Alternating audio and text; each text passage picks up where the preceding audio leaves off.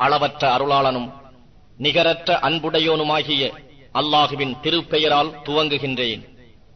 எவனுடைய கையில் ஆட்சி இருக்கின்றதோ அவன் பாக்கியவான்.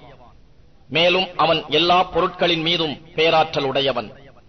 உங்களில் எவர் செயல்களால் மிகவும் அழகானவர் என்பதை சோதிப்பதற்காக அவன் மரணத்தையும் வாழ்வையும் படைத்தான்.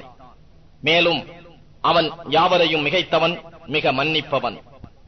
அவனே 7 வானங்களையும் அடுக்கடுக்காக படைத்தான். மனிதனே, அர் ரஹ்மானின் படைப்பில் குறையை நீர் காணமாட்டீர். பின்னும் ஒருமுறை பார்வையை மீட்டி பார். அவ்வானங்களில் ஏதாவது ஓர் பிளவை காண்கிறாயா?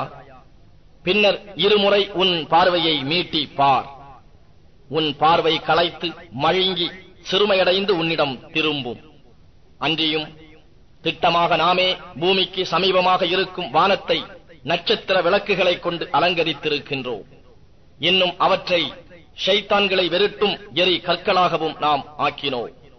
அன்றியும் அவர்களுக்காக கொழுந்து விட்டெறியும் நரக நெருப்பின் வேதனையை சித்தம் செய்திருக்கின்றோம்.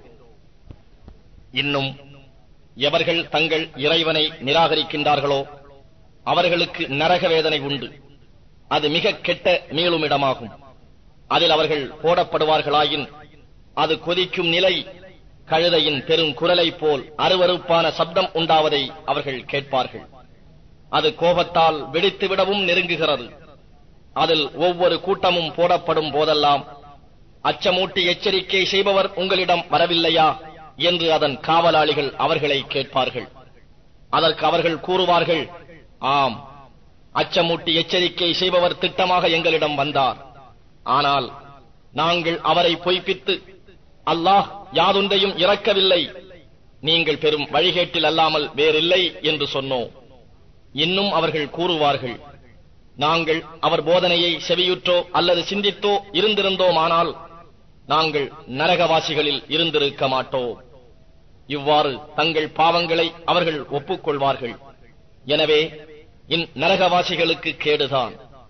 நிச்சயமாக எவர்கள் தங்கள் இறைவனை பார்க்காதிருந்தும் அந்தரங்கத்தில் அவனுக்கு அஞ்சுகிறார்களோ அவர்களுக்கு மன்னிப்பும் உண்டு, பெரிய நற்கூலியும் உண்டு. மேலும் உங்கள் சொல்லை நீங்கள் இரகசியமாக்குங்கள் அல்லது பகிரங்கமாக்குங்கள்.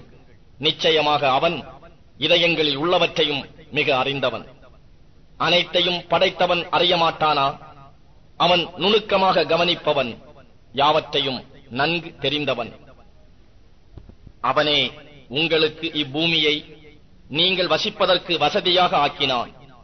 ஆகவே அதன் பல மருங்குகளிலும் நடந்து அவனுடைய உணவிலிருந்து புசியுங்கள்.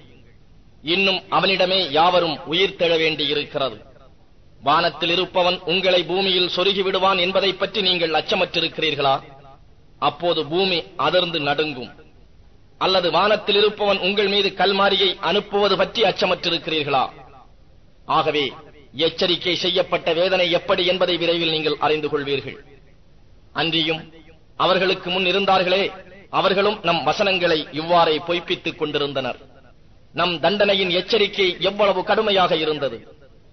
இறக்கைகளை விரித்துக் கொண்டும் சேர்த்துக் கொண்டும் இவர்களுக்கு மேல் வானில் பறக்கும் பறவைகளை இவர்கள் பார்க்கவில்லையா? அர் ரஹ்மானை தவிர வேறு யாரும் கீழே விழாது அவற்றை தடுத்துக் கொண்டிருக்கவில்லை. நிச்சயமாக அவன் ஒவ்வொரு பொருளையும் நோட்டமிடுபவன். அன்றியும் அர் ரஹ்மானை தவிர வேறு எவர் உங்களுக்கு பட்டாளமாக இருந்து கொண்டு உதவி செய்வார்?